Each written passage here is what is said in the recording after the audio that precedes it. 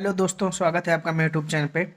तो आज गवर्नमेंट ने आम बजट पेश किया और बहुत ही जो मिडिल क्लास के लेवल से बात की जाए तो मैं तो मिडिल क्लास के लिए ही हमेशा बात करता हूँ। अपने चैनल पे भी मिडिल क्लास के लिए बात करता हूँ। तो मेरे हिसाब से ये बिल्कुल निराशाजनक बजट है, क्योंकि 2014 के बाद से जो आम वर्ग है, जो मिडिल क्लास है, जो टैक्स पेयर है, जो ईमानदारी से टैक्स देता है और उम्मीद करता है कि सरकार उनके लिए भी कुछ करेगी।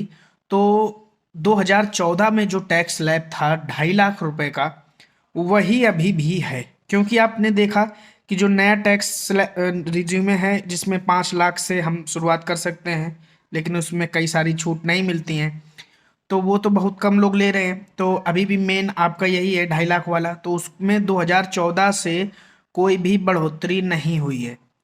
और इस बार उम्मीद लगाई जा रही थी कि चलिए इसमें नहीं तो गवर्नमेंट आपका जो है स्टैंडर्ड डिडक्शन को बढ़ा करके 50,000 से 1 लाख कर सकती है। वो भी नहीं हुआ।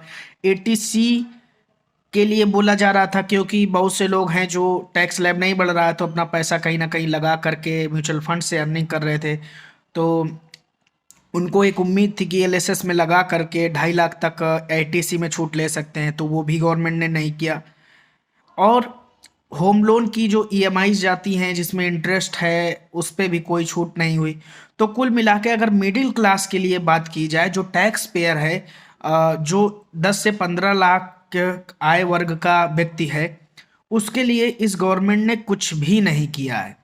बल्कि एक बोझ और लाद दिया है, जो मैं आपको बताने की कोशिश अगर करूं, कि अगर आप अपना टैक्स गलत भर फाइल करते थे और कोई इनकम नहीं डिक्लेयर कर पाते थे, तो गवर्नमेंट नोटिस देती थी, रीफाइलिंग करते थे और उसके बाद आप टैक्स अपना वो जो फाइन के साथ देते थे।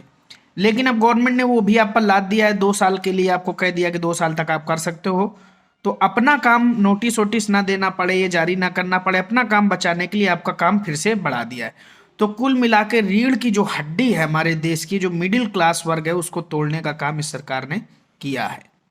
और ये कोई पॉलिटिकल भाषण नहीं है, ये मैं समझता हूँ, क्योंकि मेरे जो यूट्यूब चैनल पर हैं मिडिल क्लास के लोग ही जुड़े हुए हैं और जो सर्च करते हैं किसी भी शेयर के बारे में, वो तो स्मॉल इन्वेस्टर्स ही होते हैं। तो उनकी अगर बात की जाए तो उनको कुछ भी नहीं मिला है।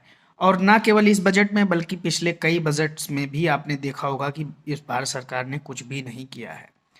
तो बिल्कुल जीरो है। अगर 10 में से मुझसे पूछा जाए तो कहीं भी कुछ भी नहीं दिया है, तो 10 में से जीरो के अलावा मुझे कोई नंबर किसी भी एरिया में देने को मिलता नहीं।